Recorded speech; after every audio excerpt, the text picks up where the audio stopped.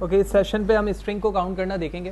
तो last session के अंदर हमने नंबर्स को फॉर्म करना देखा कि किस तरह से किसी नंबर के अंदर हम उसे ऐड करना, उसके बिहाफ पर कोई डिसीजन लेना, रैंक फॉर्मेट करना, सॉर्ट करना, फिल्टर अप्लाई करना, ये सारी चीज़ें देखी।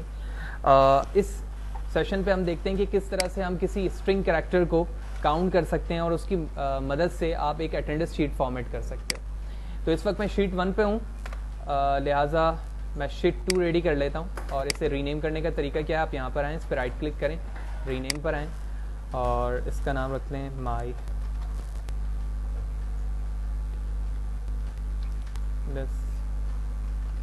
शीट, या फिर आप इसे आसान लफ्ज़ों में माई शीट का नाम दे दें ताकि रीनेम भी आपको समझ में आ जाए और आप अपनी वर्डिंग किस तरह से लिखते हैं वो भी आप देख लें। साथ ही साथ आप इस पर कलर भी अप्लाई कर सकते हैं। टैब कलर पर आएँ और आप इस पर कलर दे सकते हैं। जब आप दूसरे टैब पर जाओगे तो वो कलर इस पर डिस्प्ले हो रहा होगा। तो मैं इस टैब पर आ जाता हूँ। तो फॉर एग्ज़ाम्पल इस शीट को रेडी करने के लिए मैं सबसे पहले यहाँ पर रोल नंबर ले लेता हूँ,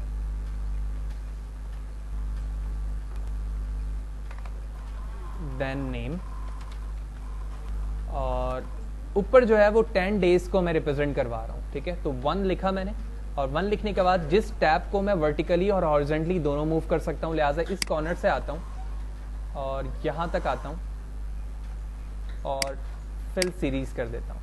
तो 10 डेज पर मुश्तमिल मैं ये शीट डिज़ाइन कर रहा हूँ। आप चाहें तो 30 की कर लें।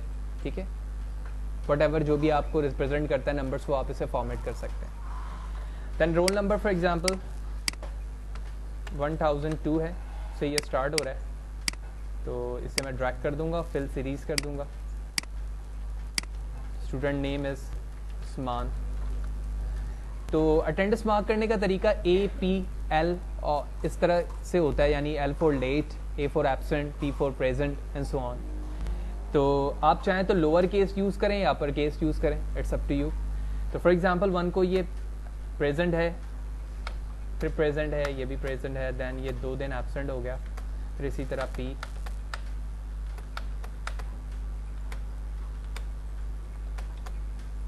एंड यहाँ पर ये। तो अब मुझे टोटल काउंट करना है इसकी प्रेजेंट और एब्सेंट। तो इसके लिए मैंने यहाँ पर टोटल प्रेजेंट एडिट करना है। इस सेल पर आऊंगा, फॉर्मूला बार पर जाऊंगा, प्रेजेंट, टैब प्रेस करके आगे गया, टोटल एब्सेंट, टोटल लेट।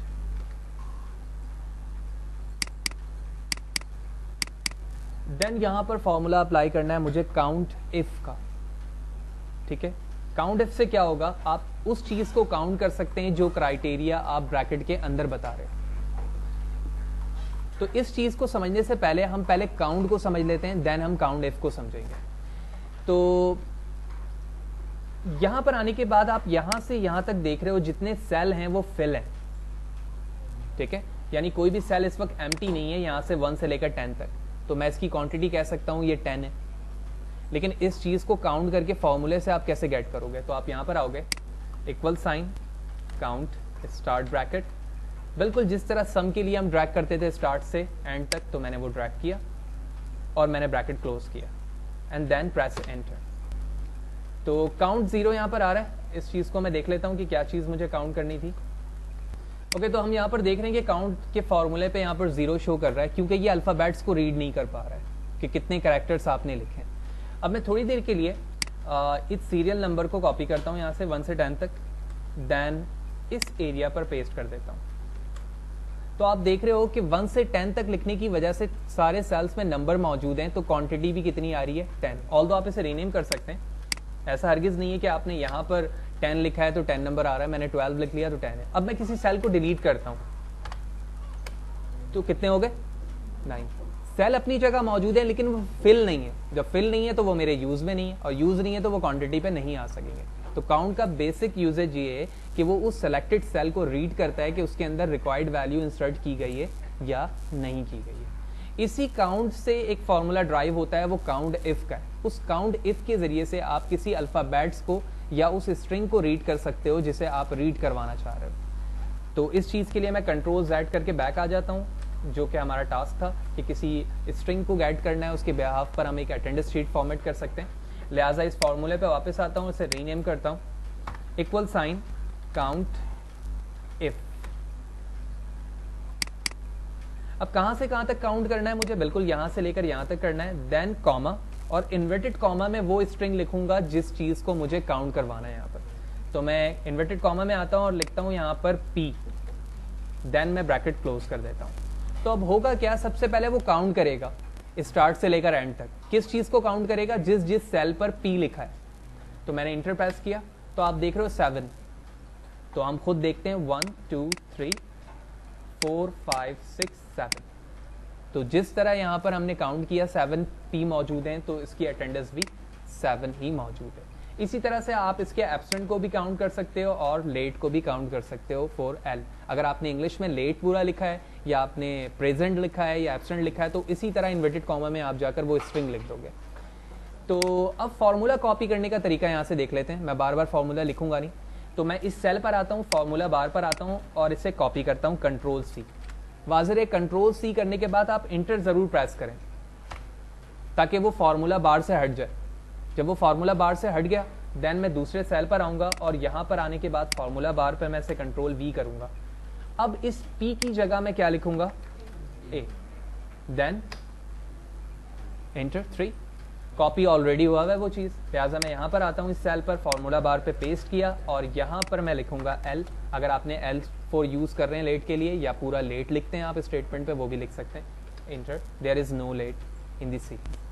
तो ये एक सीक्वेंस था जिसमें काउंट एंड काउंट एफ को हमने कंसीडर किया। जिस तरह से आप किसी स्ट्रिंग को रीड करवा सकते हो, जरूरी नहीं है ये अटेंडेंस शीट के लिए आप बनाओ, ठीक है। फॉर्मूला एक लॉजिकल वे होता है, अब ये यूजेज पे डिपेंड करता है यूजर के कि वो उसे किस तरह से इस्तेमाल कर रहा है। जी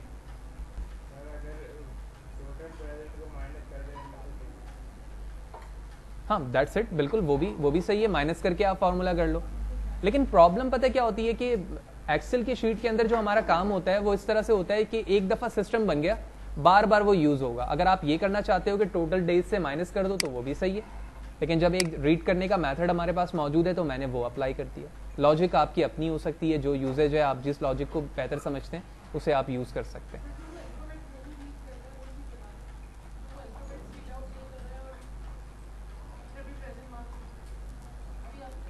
इंपॉर्टेंट चीज यहाँ पर ये है कि अगर आपने इस फॉर्मूले को ड्रैग कर लिया है, आप यहाँ पर कैपिटल पी लिखो या स्मॉल पी लिखो, वो दोनों को रीड करेगा, ठीक है। फॉर एग्जाम्पल मैं यहाँ पर कैपिटल पी लिख रहा हूँ, तो अभी भी आप देखोगे कि कोई डिफरेंस नहीं होगा कैपिटल पी की वजह से। 7 अभी भी मौजूद है। मैं यहाँ पर कैपिटल पी लिखता हूँ, इनकी जगह पर, तो रीडिंग में कोई भी चेंजेस नहीं। और यही हाल हमारे ए का भी है, और अगर आप लेट को यूज कर रहे हैं तो लेट का भी होगा।